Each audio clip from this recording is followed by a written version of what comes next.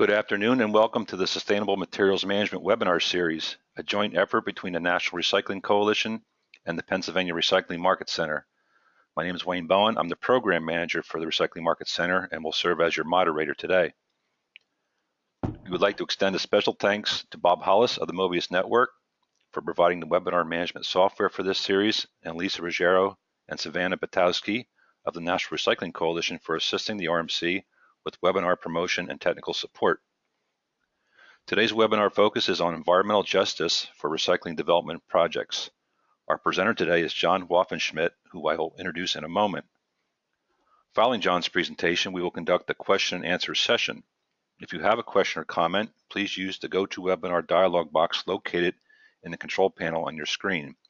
You may also use the dialog box to request assistance if you are experiencing technical difficulties during the webinar. Please note that an edited version of this webinar will be made available for viewing via YouTube links on the National Recycling Coalition and Pennsylvania Recycling Market Center websites. And also, a copy of this PowerPoint presentation is provided as a handout and can be accessed from the control panel on your screen. And now I'd like to introduce our presenter. John Waffenschmidt is Vice President of Environmental Science and Community Affairs at Covanta Energy and is responsible for building community outreach strategies, reducing waste stream toxicity under Covanta's Clean World Initiative, developing environmental justice policies, and working with various academic and non-government organizations. John is a lead representative on a number of projects, including the Prescription for Safety program, R×4 Safety, which assists municipalities with free disposal of community-collected pharmaceuticals, and the establishment of an emissions task force to improve overall emissions for the development of mercury collection programs for the elimination of mercury from the waste stream. John holds a BS in social ecology from the State University of New York at New Paltz and a master's in environmental biology from Queens College. He's current member of Pennsylvania Environmental Justice Advisory Board, the Product Stewardship Institute Advisory Council, the board member of the National Stewardship Action Council, and adjunct/visiting lecturer at several universities. John also provides pro bono and ad hoc guidance to NGOs and youth organizations and routinely provides presentations to groups on the above topics, as well as global climate change, life cycle analysis, and overall sustainability strategies. So now I welcome John, and I'll turn the program over to you. Thank you very much. As Wayne mentioned, the PowerPoint is available as a handout. I tend to do this under open source. You'll find a number of my slides are referenced. All I would ask is that you reference appropriately if you use it. If you use any of my thinking or the companies, to just give us recognition. Next slide. So I'm going to cover the general topic of environmental justice and also the related issues relating to inequality, and I'll overview how these impacts are identified, as well as what the process is of how a community ends up being an environmental justice community. I'm going to go over some of the math and science that's currently available and discuss broadly influences to inequality and what can be done about it. Next slide. So this is the standard writing that you see the most for environmental justice. I mean, the basic argument is everyone is treated equal under environmental rules. Next slide. If you go to Wikipedia and you ask for their definition of environmental justice, you get two different answers, both of which I believe are correct. The first one being that it is a movement where disadvantaged communities are looking to be treated fairly from an environmental and societal standpoint. In addition, there's a body of academic work that looks at the theories the processes, and when you work in environmental justice communities, you'll find both of these things are true. The faith-based movement and citizens fit primarily in the first category, and academics primarily in the second. Next slide, please. So when we look at inequality, and all I've done here is given you the definition. It's just the process of being unequal, the disparity between income classes. Next up. There's a lot of writing on the circular economy.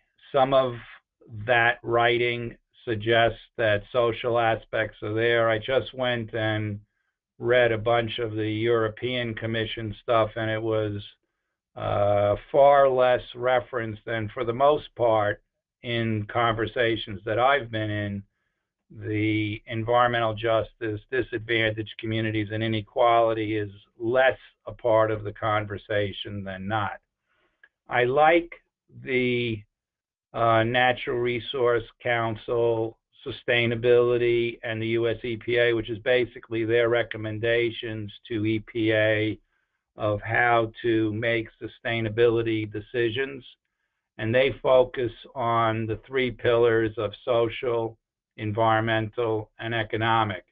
And I think the value there is, if you're making your decisions following that three-part process, you are going to be considerate of the other attributes that affect a community. Next slide. When I went through this, I thought I should talk about, my own, evolution on thinking with regard to communities, environmental justice communities, and disadvantaged communities.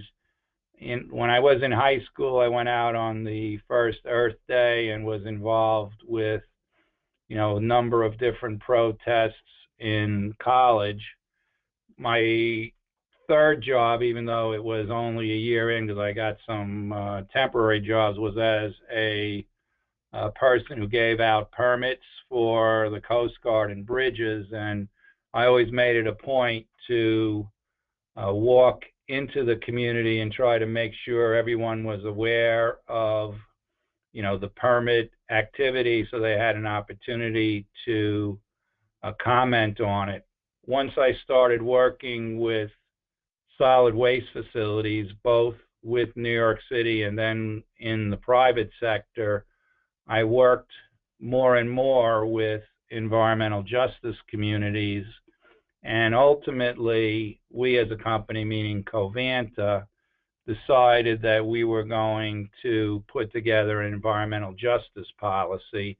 And we were only the second publicly traded company to have such a policy. As we went through that process, it seemed to us, well, if we're going to take a particular set of actions in an environmental justice community, why wouldn't we do that for all communities? So that's that arrow showing environmental justice community to community. So we made our policy broad. My next steps in that process was I followed my next steps in the process, not the slide, but you can leave that, was to read quite a bit about the science of inequality, which I'll show you some of that material in a little while, and what's the steps for us to try to address that issue. Because if you sort of think about a community, whether you call it a disadvantaged community or an environmental justice community, you're going to have, poor folks there or folks that are not as empowered politically, and that inequality that those people have affect how their lifespans, their access to health, their access to education, some of which I'll go over in a couple minutes. Next slide. So this was our community and environmental justice policy. Quite simply, it was for us to provide an early opportunity for members of in the communities in which we operate to know about what we're doing and to give them the opportunity to be involved. Those of you that have done any reading of Stephen Covey, that second bullet, seeking first to understand, then to be understood, there's nothing more frustrating to a community member but to make comments or to interact in a process and have the receiving party of their comments not listen to them. So we seek to communicate early and often, and then if you make commitments, you got to deliver on your promises. And I list here leadership because leadership is necessary not only by company representatives, but also by the regulators, by members of the community. And that's with the leadership, you can have the conversation to begin to address issues and problems. Next slide, please. So let's talk about impacts. And whenever you have a solid waste facility, which includes a recycling facility, you're going to have some traffic, you're going to have some noise, you may have some odors, and all of this depends on the facility type. And since you are industrial in nature, there are visual or intrusive impacts. I call these perceived impacts, not that they can't happen, but especially when you're talking about larger solid waste facilities, perhaps a little bit less so than with recycling facilities, emissions, health risk, and asthma. And I'll go into asthma a little bit in a few minutes. Next slide. So one of the things that I learned early on in beginning to understand how does an environmental justice community develop, it starts off with zoning. If the area isn't zoned for industrial activity, you won't have industrial activity. And since those communities tend to be the ones that are not powerful from a political perspective, they don't get the best zoning. And when folks go to site selection, those are the areas that are more likely to see facilities. For that reason, as you look around the United States, you see a number of communities that have multiple facilities of the same type.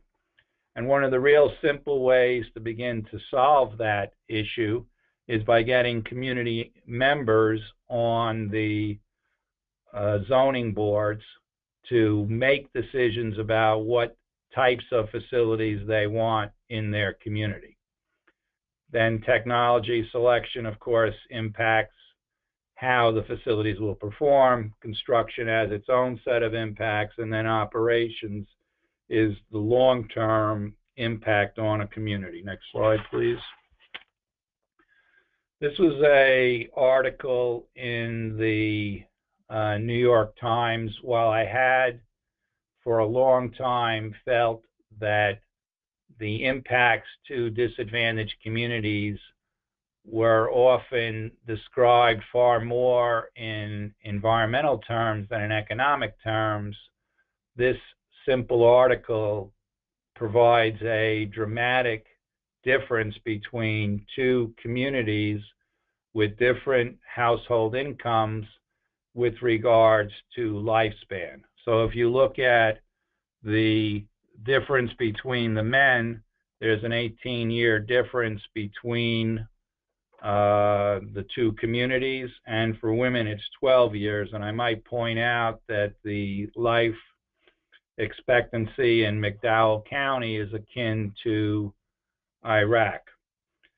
It was difficult for me to rationalize that disparity in lifespan purely on environmental criteria. It appeared that economics was more of a driver. I'll review a little bit of the science behind one of the key environmental pollutants, air pollution. Next slide. So this is a slide that shows going back before the internet age, which made it a little bit difficult to gather this information. But you can see here how we have systematically brought down particulate emissions over the years. Those of you who will recall, as recently as a decade back, the black smoke that used to come out of diesel trucks, you're seeing less and less of that because the standards for those vehicles don't allow that particulate to come out. Next slide. An even more dramatic change in the reduction in sulfur dioxide due to controlling those emissions in acid gas scrubbers. Next slide. And an even more dramatic difference when you look at lead. If we look at those early days, there was lead in gasoline, so it was in the air from our automobiles. And obviously, if you lived in an urban area where the population densities were higher, the vehicle densities were higher, you were exposed to larger quantities of lead. And of course, once we took them out of automobiles and took steps to, remove them from stationary sources, the amount of lead emissions declined precipitously. Next slide. This is looking at my industry, which is waste energy, where we combust garbage to make electricity. The earlier systems had some fairly high dioxin emissions. The Clean Air Act amendments of 1990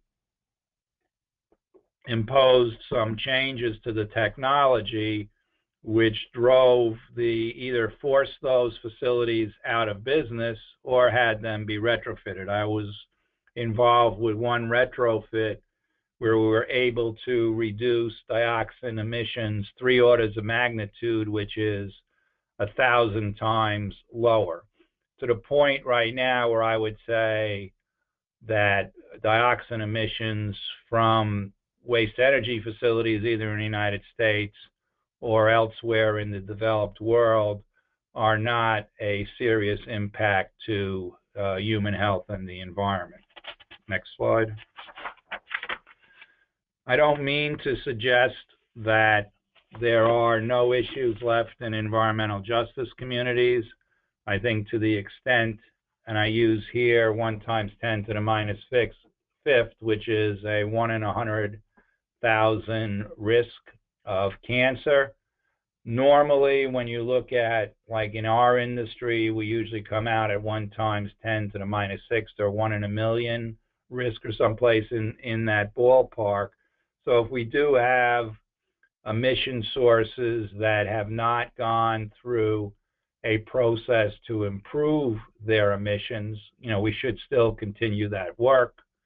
There are facilities that have people living right next to them where there isn't a proper setback policy or requirement, and obviously nuisance issues that cause discomfort to the community should be addressed. We also have to rationalize where do we want to place economics and where we want to place individual metrics of community members as we look at environmental justice communities or disadvantaged communities. Next slide.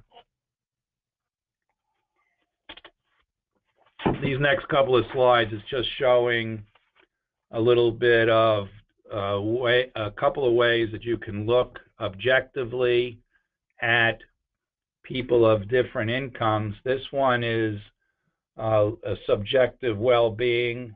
If you're make less money, you tend to be less optimistic about your day and what you're doing, and the more money you make, the more positive you tend to look at things. Next slide. This is now looking at life expectancy and healthy life expectancy. So this, from a science standpoint, is very similar to the article in the New York Times.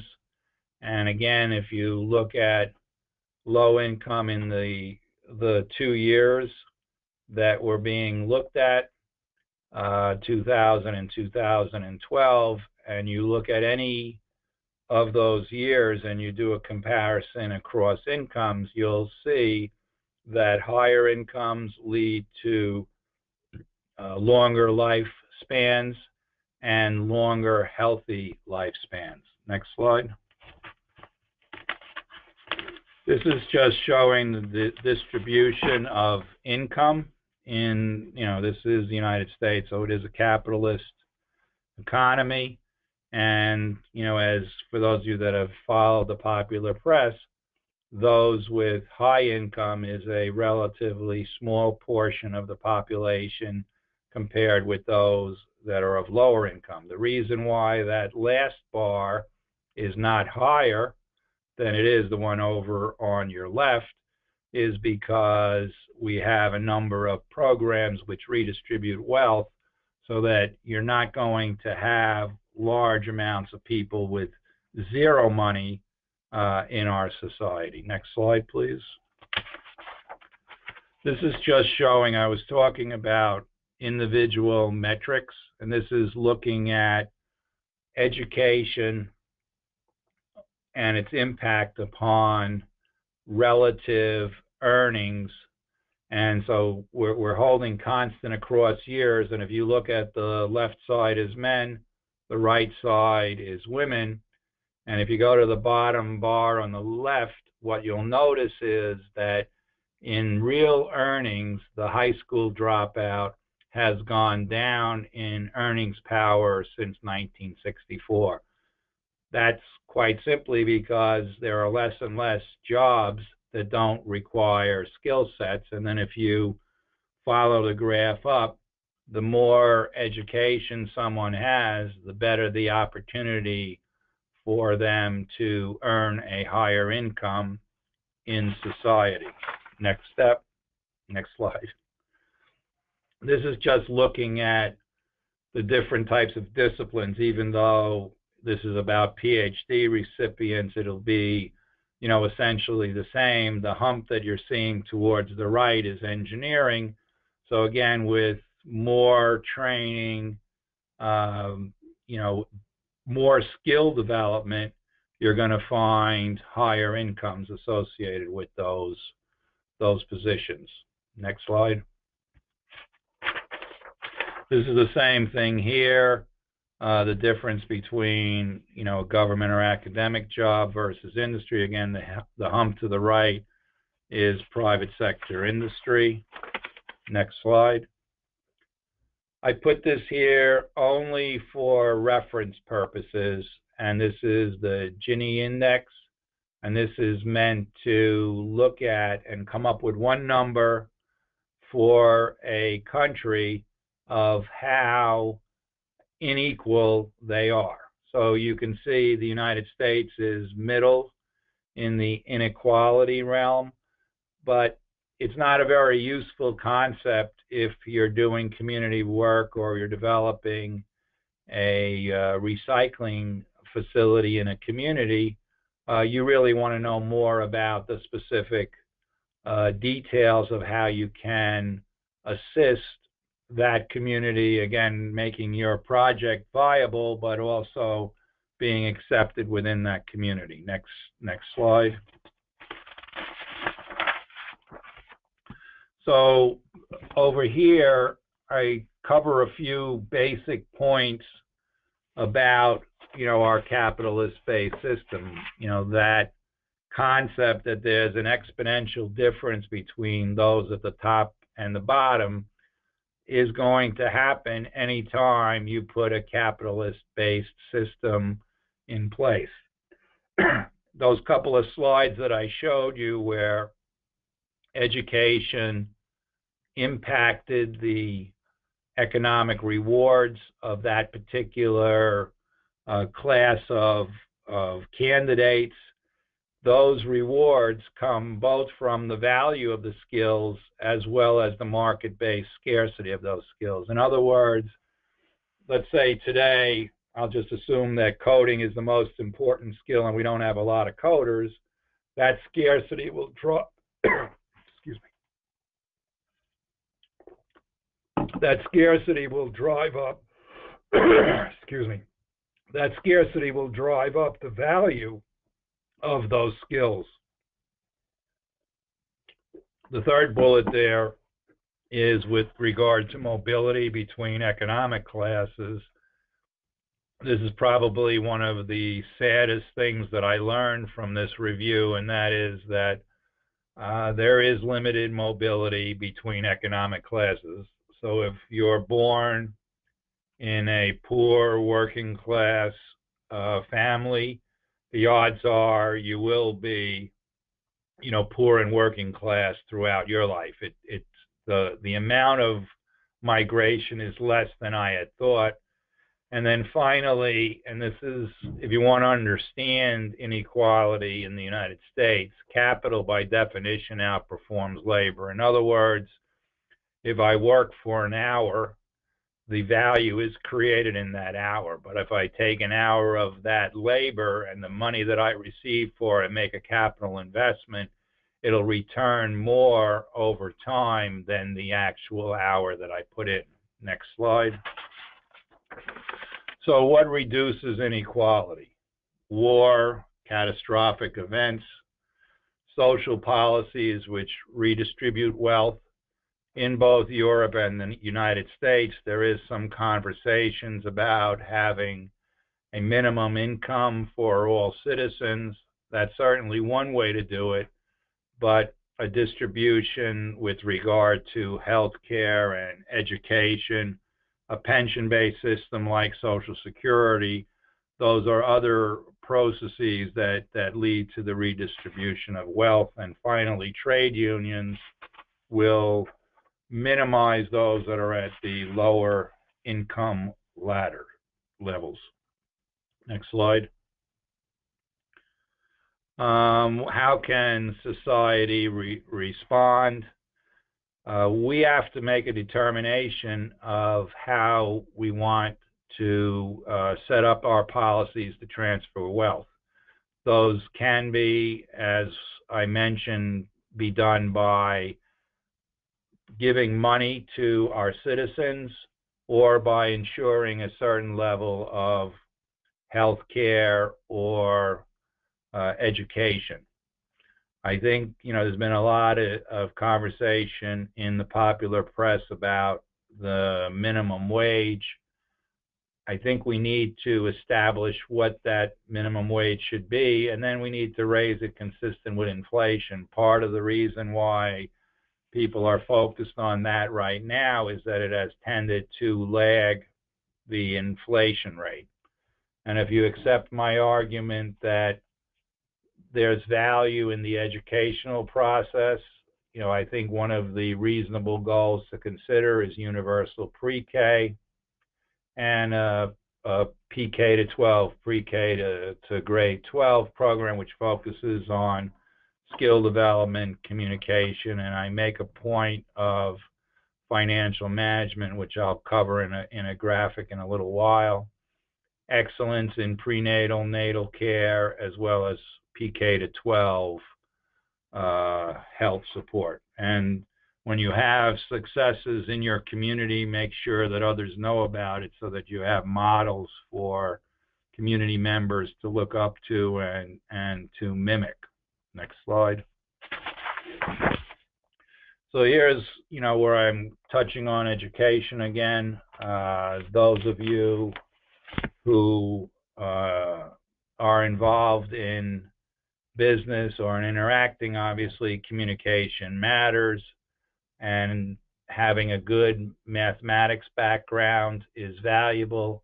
I suggest here more financial training. I use the compound interest rate formula as an example, and statistics giving and helping in the understanding of how things work. Science, again, this has been talked about both in the scientific press and in the lay press tends to be underrepresented in the earlier grades. And finally, given how much of our world is computer-based, coding and logical process. Next slide. Here's a real simple intervention that you can do in a school district is by using an app that assists the students in understanding math. So if you look at this graphic, everything to the upside is positive. It's just comparing, low math anxious and high math anxious parents, but all categories were benefited by the use of this app. So if we want to apply a simple system like this to improve performance in a school district or in a class, we have the capacity to do that. Next slide. This is going into the health side, looking at individual health. If you look at birth weight by income, we've narrowed that gap over the last 20 years because especially the federal government has put an emphasis on trying to improve prenatal and natal care. I think the ultimate objective is birth weight parity for all income classes. Another one that, and those of you that have developed recycling facilities, occasionally you may have had a dust incident and you may have had someone say, oh, well, you're impacting my child by them getting asthma. When we look at asthma, it turns out that even though air pollution has gone down dramatically, the amount of asthma has gone up. And some of the recent science on this suggests that early in life, what you're exposed to has an impact on whether you're going to more likely have asthma than not. For example, if you're born in a farm which has a lot of bacteria around it, you tend to have exposure early and you don't tend to develop as much asthma. A more recent set of evidence suggests that the year in which you are born, and depending on the viruses that are traveling around, let's say for flu, will impact where you are from the standpoint of immunity as you grow older. The point here is that as we gain an understanding of immunization strategies, we need to try to make sure that we're fair for all members of society so that they benefit on the low income realm as much as on the high income realm. Next slide. So what can a company do? What can a recycling developer do? Have a fair hiring, wage, and progression system. Adhere to your responsibilities. If you have a permit, do what the permit says, both inside your fence and outside your fence. Have a fair relationship with the community in which you operate. Consider programs that either assist with skill development in the community or deal with an identified community need. One of the projects that we're involved with in one of the communities in which we operate is to look at amputations associated with diabetes. This particular community has 4 times the national average, and we have donated some money and assisted with a program of trying to get folks to pay attention to their diabetes to try to drive down that amputation rate.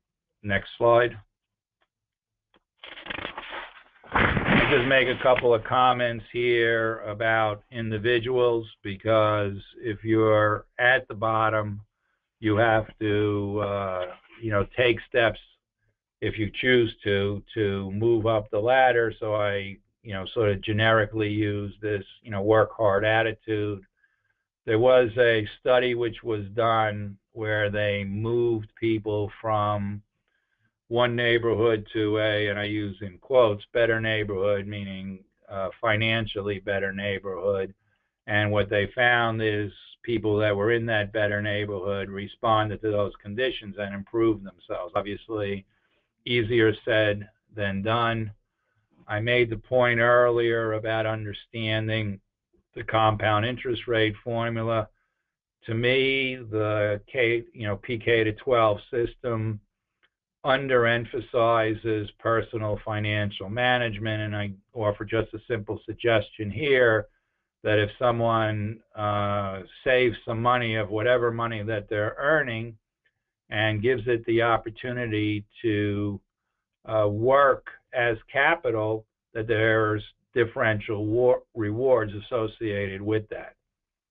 And obviously, if you're going to maintain good health over your lifetime, you have to pay attention to your physical and mental health. Next slide. So here's a very simple graph. All I did here was, assumed capital investment, putting, in something like stocks. Historically, that's returned around 9%. The expectation going forward is more like 7%, but the assumption here is someone saves $1,000 each year of their 40-year working life, and that grows at an average of 7% over 40 years, and you could see that relatively small investment becomes a fairly substantial sum of money. Next slide.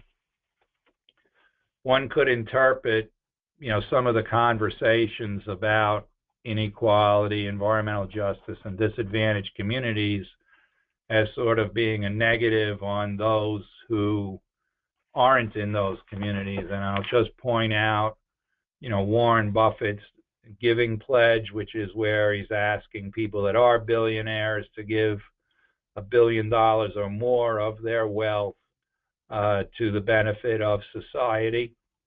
And those of you that follow the Bill and Melinda Gates Foundation around the world, they're placing their money in locations where there are some fairly severe issues associated with disease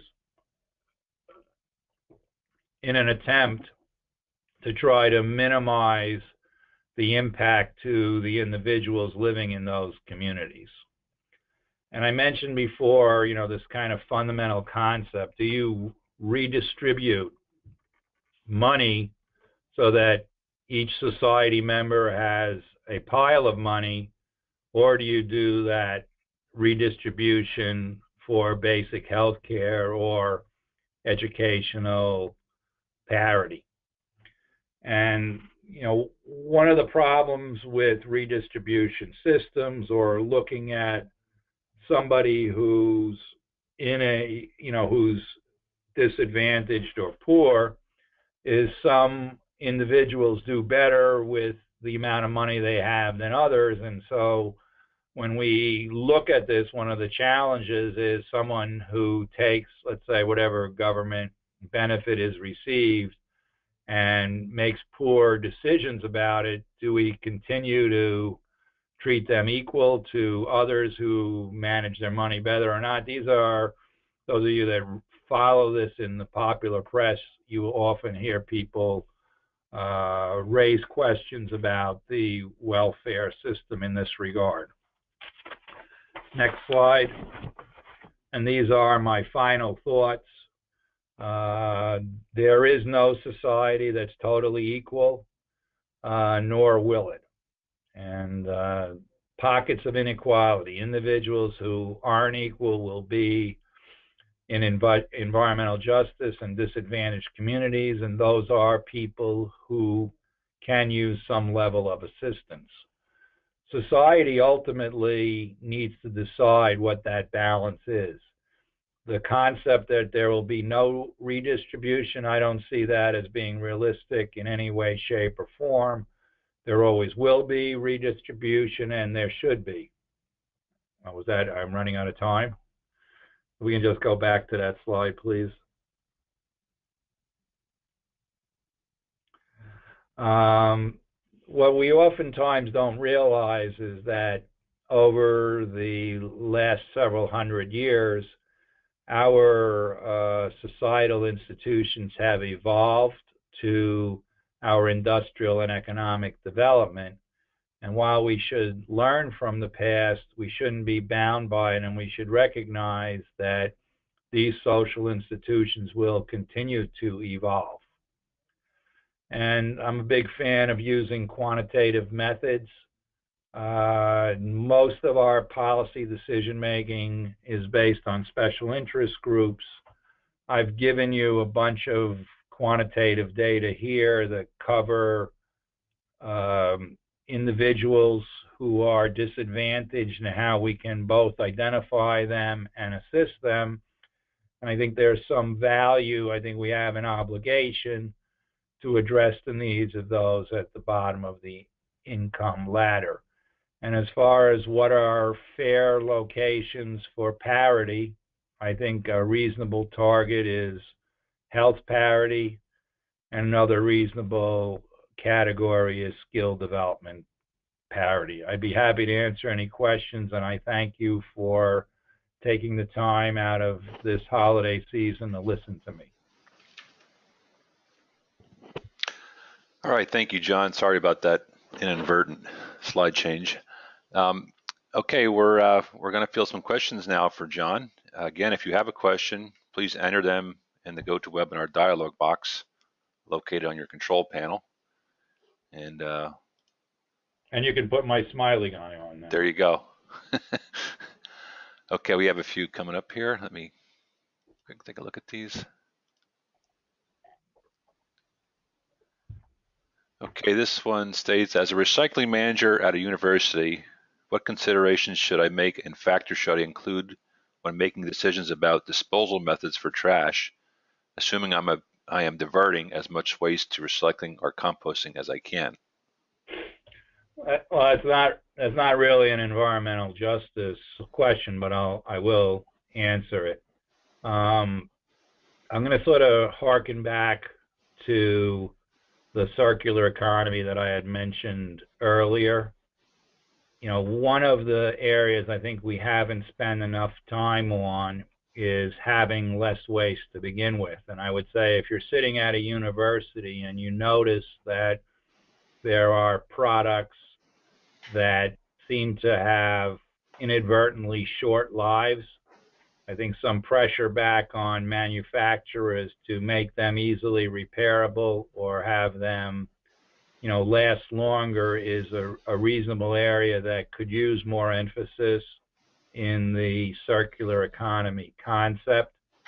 Obviously, once you have a product and you're working on the end of life from a recycling standpoint, obviously the most should be recycled. But if it can no longer be recycled, then I'll sort of just add in that we need to also think about how much energy we're using for recycling. We want to make it as efficient as practicable. But once you get to a point and you say, I have recycled as much as I could, I've composted as much as I could, and I now face the decision between going to an energy from waste plant, assuming that is an option, or a landfill, which is always an option, and you take a rigorous approach of looking at those two options, I think a reasonable argument could be made that, especially from a greenhouse gas standpoint and a material recovery standpoint, you're better off from, you know, the waste energy standpoint. But again, you know, I sort of, while I appreciate the opportunity to work for my company, I don't necessarily want to be overly promoting of the technology of the company I work for. Okay, can you provide specific examples of ways to celebrate individual successes in the community? Oh, that's pretty straightforward. For example, let's assume you had a high school, and a certain percentage of them went on to college. Bring them back and celebrate the fact that they had graduated from college. If someone gets an award in your community, that's worth celebrating. If you have, and a lot of times these local newspapers, look for these kind of stories. So it's pretty straightforward to contact them and say, hey, did you realize that, the guy, working in that store over there always makes sure that the people in the food kitchen get anything that's left back? I mean, it's a human interest story. I think oftentimes, you can look at a particular situation or location and challenge yourself is, how do I get the word out, and what ways do I get that word out? Okay.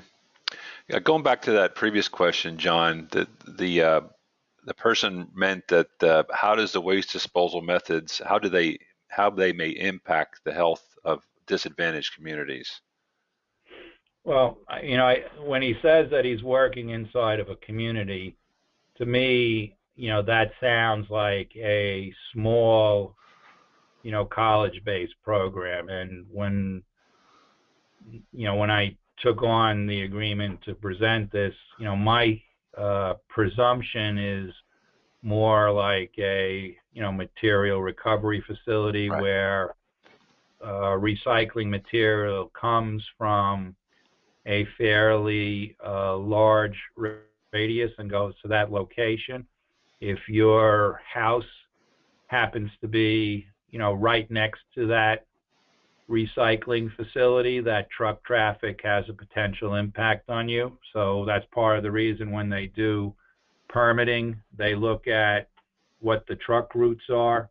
If your facility has dust associated with it, or outside storage, or odors associated with it, obviously, that's an impact upon, your local community. Most of those are likely to be more in the nuisance standpoint than not.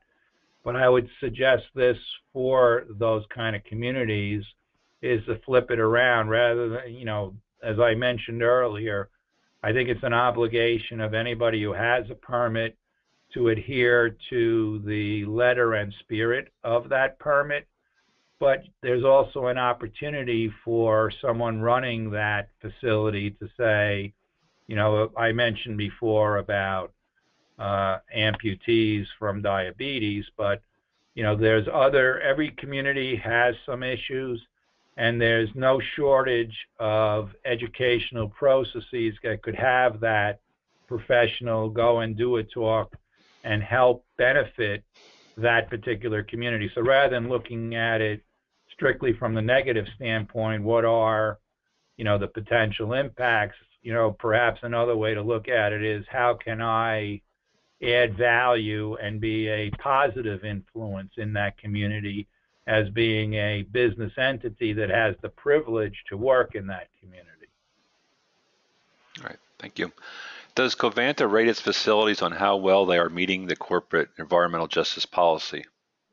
Yes, we have a broad set of scoring that happens with each facility. The scoring that we do from, the community and environmental justice policy has to do with outreach, meeting with local community members, regulators, etc. Okay. This attendee asks why there is no mention of race as part of the presentation when so much environmental justice is also based on not only income but race. That's a fair criticism. That wasn't meant to be deliberate. It is in the definition, the EPA definition, and when you look at the lack of empowerment, if you go to a wealthy community that's a racial minority, you'll find less impacts there than if you go to a poor community. So the normal definition, like I say, that's a valid criticism of what I could have put in is some sample, definitions of how you define a EJ community, which is a percentage below the poverty line or percentage minority. That perspective is not completely accepted by all folks looking at EJ, because some will say, well, gee, that area doesn't meet those criteria, but it sure seems like, an environmental justice community to me. And I guess perhaps another reason why I didn't speak that way is, one of the things with some of the training I've done internally, someone will come up to me and say, I'm going to go talk to that environmental justice community member. And I'll say, but aren't you just going to talk to a community member? So I think it's important for us, while it is true that we don't disperse as much empowerment to racial minorities, and that's true in all countries. Minorities tend to get less of a fair deal. I think it's important for us to try and make it as equal as we can so that everybody has a fair shot. And I do appreciate, that criticism. It wasn't done with any particular intent. Okay, thanks, John. All right, I think we're just about done with the questions, and so we're going to wrap up the webinar. So again, this webinar, like all the webinars in this series, has been recorded and will be made available via YouTube links on both the National Recycling Coalition and Recycling Market Center websites. Thanks again for joining us. Thank you for those great questions. And John, thank you for taking the time out to make this presentation. So we hope all will join us for next month's webinar, and please visit the NRC and RMC websites for schedule updates, and have a safe and great holiday season. Have a good day. Thank you.